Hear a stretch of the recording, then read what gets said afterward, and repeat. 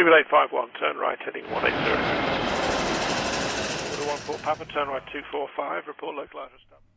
Hey everyone, I'm DJ's Aviation and I'd like to welcome you all to my video.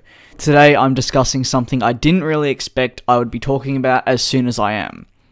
And that is the possibility of a new A330 cargo model. The interest of this has been spurred on by Amazon and UPS, of all the customers, which when you think about it makes a whole lot more sense as these are two massive carriers. The new freighter would be based off the A330neo and is heavily talked about as a possibility for multiple cargo carriers including Amazon and UPS.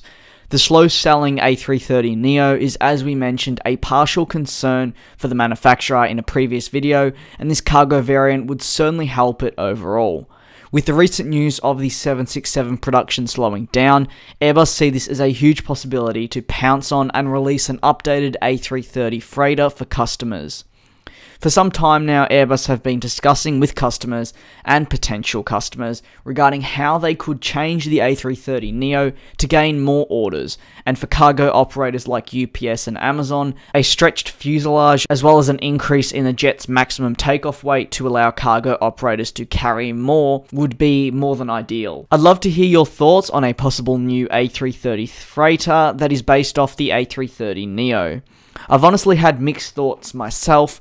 I feel like the demand for the A330neo freighter isn't strong enough and operators may be persuaded to go with something like a new 777X freighter or a revamped 767 freighter because the interest from Amazon and UPS is not firm at this stage, it's just kind of interest and talks. So there isn't an order in place and we still don't even know if there is actually going to be a new A330 freighter. So I feel like if Boeing were to make that move, you'd find Amazon, FedEx and UPS would probably jump on it and order that aircraft over the A330neo.